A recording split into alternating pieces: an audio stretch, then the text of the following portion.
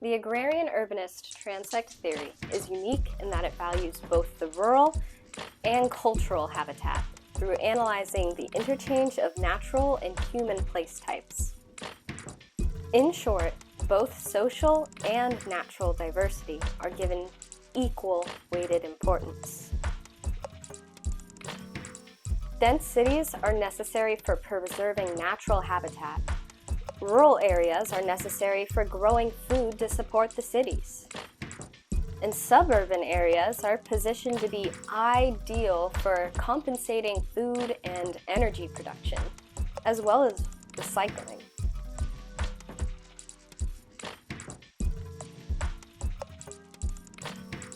Our last stop on the rural to urban transect is the urban core zone, T6, a zone so exceptional that it is found only in large towns and cities.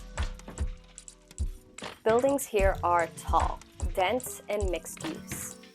This is the setting for civic buildings of regional importance. Streets have steady tree plantings, and buildings are set close to wide sidewalks. Blocks may be large enough to accommodate parking within them because street space is at a premium here. The city is full of niches. A fine dining restaurant might find that a top floor restaurant space serves their goal of providing customers with a luxurious experience, while an experimental music artist would find an abandoned warehouse to suit their needs and vibe goals just fine. Urban agriculture also finds a wide range of niches to fill. The spectrum of urban agriculture is most effective when utilizing it as a means of diversifying the agricultural sector for the sake of building more resilient cities. When combined at scale, the range of urban ag types can create a resilient system of viable food production. Organizations are already using existing technology in creative new ways to help urban populations realize that food is already growing all around them. Yeah, so we have a publicly accessible food map that we use to map all the fruit trees we identify. Again, this is publicly accessible, so we don't reveal the information of private tree owners, but public trees and parks and areas like that, anybody can go pick. And so it is a tool intended for anyone who wants to get into foraging and learn about fruit trees or cultivate their fruit tree ID skills. Creating such a diverse network means allowing for some messiness to occur. Experiments, failures, and competition are all necessary for enabling and stimulating growth. Here, urban design practices play a key role. So I would say some challenges are it's a pretty new field to be working in. A lot of people are very interested and very passionate about affordable housing or crime. I think more and more people are beginning to understand the importance of planning for food, the way we plan for water, the way we plan for shelter. But it still sometimes takes education and coaching even within city departments or within local government. Programs are not funded, so you might not have resources to do some of your work or your projects. And I think that can be challenging. Funding is always a challenge. And then there's just some on the ground challenges, like I think food safety and soil safety in urban areas is something that we are trying to navigate, and we work with Groundwork Atlanta to do a lot of our soil testing and put together an urban ag use by, what works best, like in-grounds or container or bees or pollinators only. Designing for urban agriculture means creating agricultural niches. This process involves a complex integration of many systems: water, minerals, nutrients, and organic materials.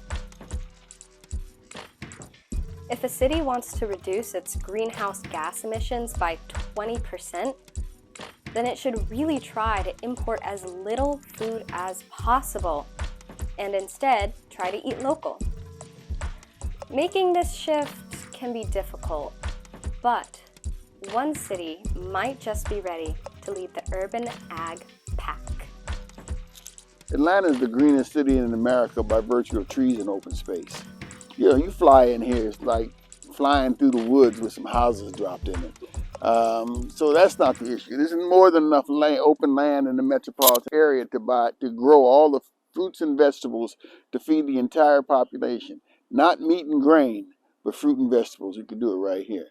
My name is Rashid Nuri, and I've worn a lot of hats over the years, but agriculture has always been the foundation of my work, my life, as I've traveled all over this country and around the world. Talking with citizens, city officials, and charities reveals the strength and passion behind Georgia's local food movement. I've had a long relationship with the west side of Atlanta, which is, you're familiar with Atlanta. There's downtown, and as you go north, there's Midtown, and you get to Buckhead, and then below downtown, way down is the airport. But there's a neighborhood, and it immediately to the east of downtown. So the east side was Sweet Auburn, where Martin Luther King was born. And the west side is the west side where Martin Luther King and several African Americans chose to live.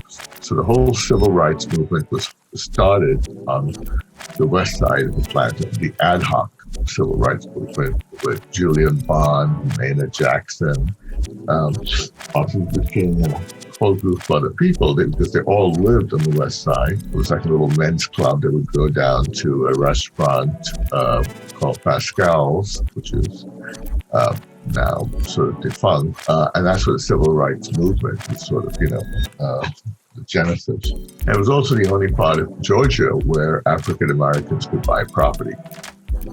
So that's what. So anyway, I've been involved with the West Side for the last 6 years, and I continue to be involved with them. So I started off working for Morehouse College, doing their master plan, and then that grew to a larger study, and eventually became 1,700 acres, all just to the west of downtown. Sure. So my name's Elizabeth Beek, and I serve as a food system planner at the City of Atlanta in the Department of City Planning. And I actually graduated from the CED program only a few years ago. I have about 18 years of experience working in community-based food project work. A lot of it being urban agriculture, but sometimes connecting rural communities with, city chefs, connect with my community, and also connect with land in place. I have lived in Atlanta for the last 5 years. The city of Atlanta is like many cities in that there's areas where there's 3 grocery stores and lots of availability for fresh food, and then there's other areas where there's people have to travel an hour and a half on a bus. And then there's also a huge movement around urban agriculture. So there's about 28 urban farms in the city. I believe like 92% of them are women or minority owned. There are really beautiful community anchors in neighborhoods.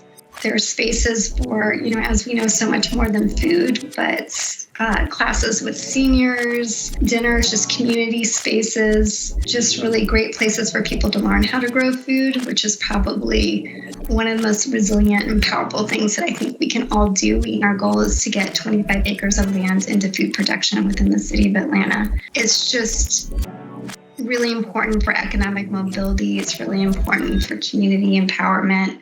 It's very important just to have neighborhood anchors. Let's see, how would I define urban agriculture? That's a great question. I would say it would be growing food kind of from the city core to the city fringes, or maybe the peri-urban areas. And there's so many different forms that it can play, from indoor agriculture and ag tech and on rooftops, to in energy right-of-ways, to in vacant lots. So it's this really beautiful creative process, and it continues to amaze me and nourish people, nourish communities in every nook and cranny I've ever experienced. And so it's just a very experimental, creative process. Well, hello, my name is Mario Kimberdell. I'm a landscape architect, and we're here outside the Surfscape Design Studio in downtown Chamblee, just in the shadow of Atlanta, Georgia. Prior to launching Surfscape, I served as the Urban Agriculture Director for the city of Atlanta.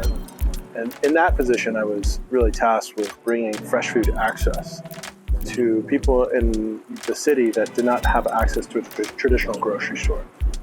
Well, I don't build grocery stores, so what I had to do, work within the communities to develop local food systems and to secure that fresh food access from people in the community that were going to grow them.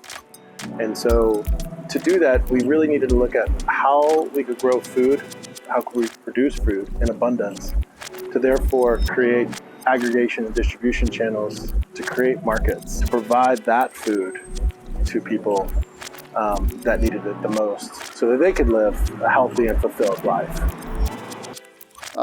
Front yards, backyards, balconies, patios. There's plenty of space to grow food.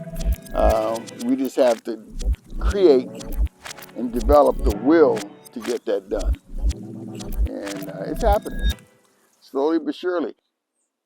Even in the most dense urbanities, underutilized space is plentiful.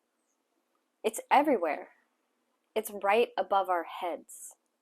Hi, my name is Abby Lauterbach. I'm the Urban Agriculture Intern here with the Office of Sustainability at UGA. I'm a third-year student studying horticulture and plant pathology. In this role of the internship, I manage this green roof garden on top of the geography building at the heart of campus. It's an organic operation aimed to produce food for Campus Kitchen and other organizations that address food security in Athens, and also conserve the native landscape and pollinators around UGA. With plenty of sunshine, sufficient rain, and mild winters, rooftop gardens can thrive in the Georgia climate. When it is time, we will plant food in these beds. So that includes collard greens, spinach, kale. We have grown lots of things in the past. There's asparagus growing over ahead of me, and then we'll grow tomatoes, herbs, just anything that we see a need for in the clientele of the organizations we donate food to, which is going to be the Campus Kitchen and hopefully soon Fresh Express, which is a new initiative by the Student Government Association that aims to address student food insecurity and nutrition insecurity. I think the possibilities are really endless. It's a small space, but there's really rich soil that's been put up here. There's been like food growing up here through different classes or service projects and stuff for about 10 or 12 years, but I think the urban agriculture internship is 5 or 7 years old. This is an old building. It was built in like the 60s, and the green roof has been here that whole time. It's just been like a lawn in the past. Like it hasn't been for conservation or food production until recently. Pests do certainly pose a risk, but not as substantial as you may think. It's really up to the management of the space to prevent pests. The Climate Lab has had a few cockroach problems, but we're doing all we can to work with them about that. This is an organic operation, so we don't use pesticides or anything. So that is a light challenge, but again, it's not necessarily something that is like an infestation or something. And so, you know, it could happen on any building like that. It's just that this is the ideal place for fire ants, cockroaches, things like that. I would say the toughest part, which is also the coolest part, is the fact that it's up on a roof and so there's limited access. A big issue we've been facing is removing the organic matter like weeds and waste that don't need to be up here. We don't really have a way to set up like a large-scale compost system up here. I don't know, there's some pretty good compost right here, It's old, we're revamping it, but yes, when I got here, it was completely overrun with just like old tomato plants that just like weren't gonna decay. And so getting that cleaned up has been a tremendous step forward in getting this place to be self-sustaining, like I mentioned earlier. We're working on developing a small scale compost system. However, I struggle a lot to do the logistics of bringing the compost out to either the university compost site or the U-Garden compost site. So yes, access for tools and stuff has definitely posed a threat, but it's still one of the most unique opportunities. Provides a lot of opportunities to get creative about how to make this a self-sustaining place. Yeah, so if you look over there at the very end of the roof, that's past the green roof section, there's actually a human-made beehive that is available, and there's a really healthy bee population just here. And then here in these two large beds, we have a lot of native to Georgia plants that help with pollinators. So these are butterfly bushes next to me. Plants that are gonna be really delicious for native bee populations in Georgia. Urban beekeeping is an excellent example of systems integration. Not only do humans benefit from having a delicious source of honey, but the bees benefit from living in the city. Away from deadly industrial agriculture, urban honeybees have been found to have better survival rates than their country counterparts. Pesticides, herbicides, fungicides, disease, and habitat loss have all been contributing to the decline of honeybee populations since the early 2000s. Cities such as Boston, Massachusetts have reversed previous bans and actually revised their code to allow for beekeeping and other small animal husbandry. Instead of an outright ban, any of the nuisances associated with beekeeping can be mitigated through zoning ordinances, such as deep setbacks from public areas and limitations on the number of hives per lot or roof. These insects provide $15 billion of value to the national food economy every single year. Protecting these little creatures is doubly important because approximately a third of the food consumed by Americans is dependent on pollination by bees. The state of nature is basically contingent upon interactions. There's this huge interconnected system that exists in a state of such complexity that every player ultimately affects every other player.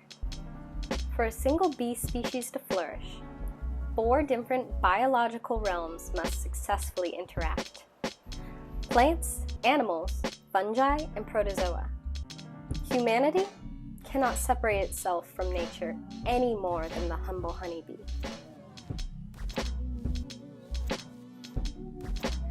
Humans also require connections to other humans. Food networks bring people together because food is a universal experience. One of my goals for this space is to engage with people who are actually going to be receiving the food. I would really like it to be a full circle space, but I think, green spaces like this are absolute community centers. I think humans are going to be drawn to being outside, to helping one another, and I think this is a great accessible space for that to happen. Yeah, absolutely. I think the sustainability community at UGA is absolutely thriving. And then the other interns in the Office of Sustainability who are like U-Garden or Campus Compost interns, the Eco-Reps intern, we all collaborate on so many ideas. And then finally, this place is run by volunteer workforce. I think people are really interested in spending time outdoors. Every week I host an hour-long volunteer event on Tuesdays, and I would say a good bit of my volunteer force come back each week or every other week and make it a part of their routine to spend time up here. So it really takes just the entire community to manage this space. A really good memory has been, the second volunteer event, there were 2 people who were at the first volunteer event. And seeing that they wanted to come back and integrate this into their schedule really warmed my heart. It made me happy that I could be here to guide people in, finding a project they're passionate about, finding an outdoor project they're passionate about specifically.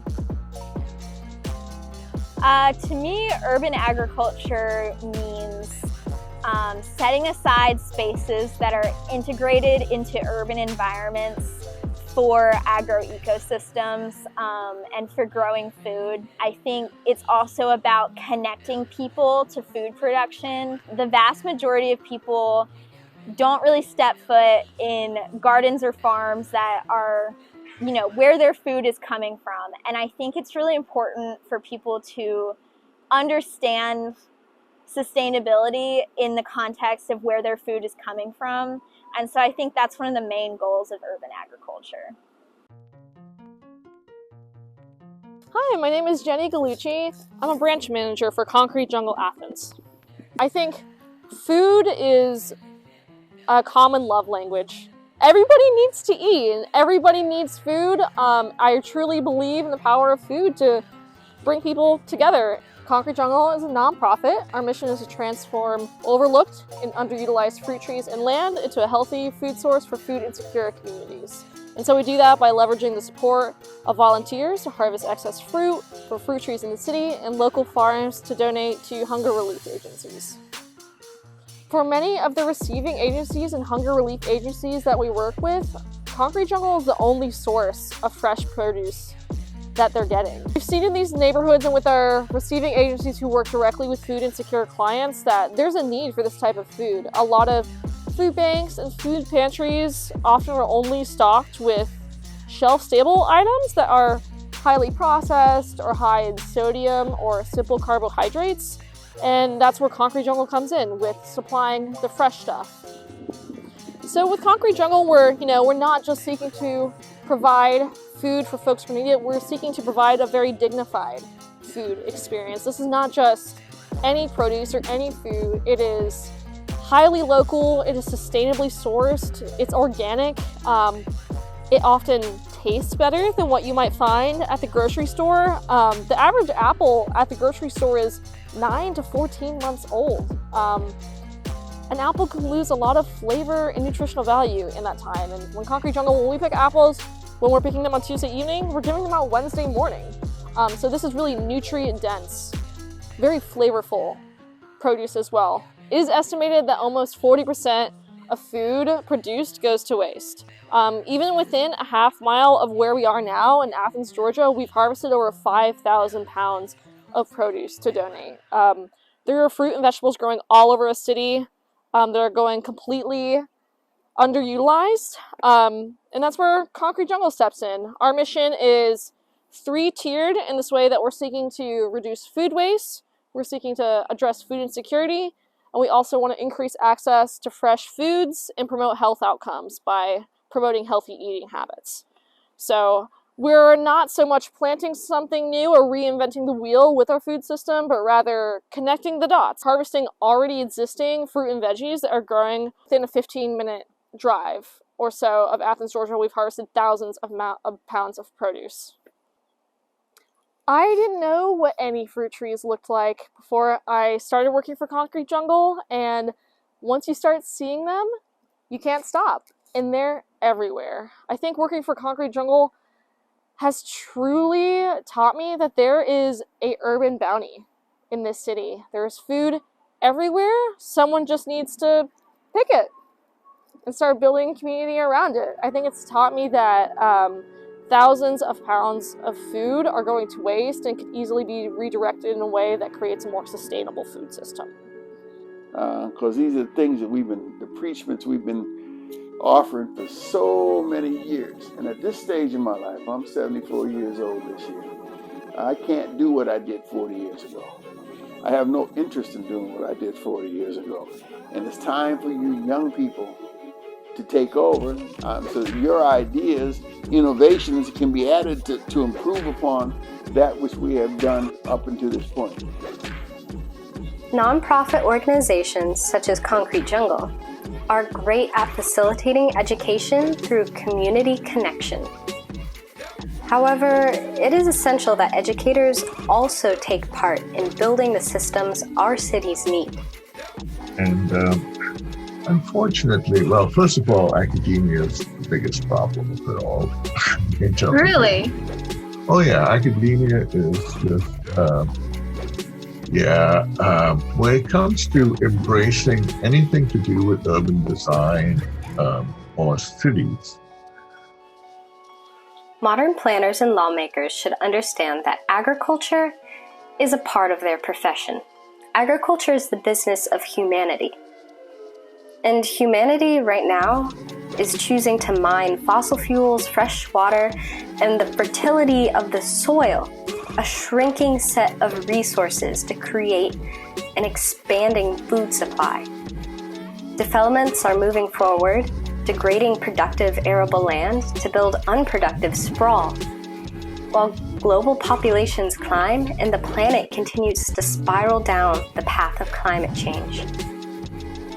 Should current patterns of development persist, future planners will be left without adequate access to undeveloped land and fertile soil. The cost of soil abuse is borne by all and for generations afterwards. I tell folks that we used to call it a local food movement, and it's no longer a local food movement. It's a paradigm shift that's taken place, right? And it's just a question of bringing it up to scale, and that will take some time.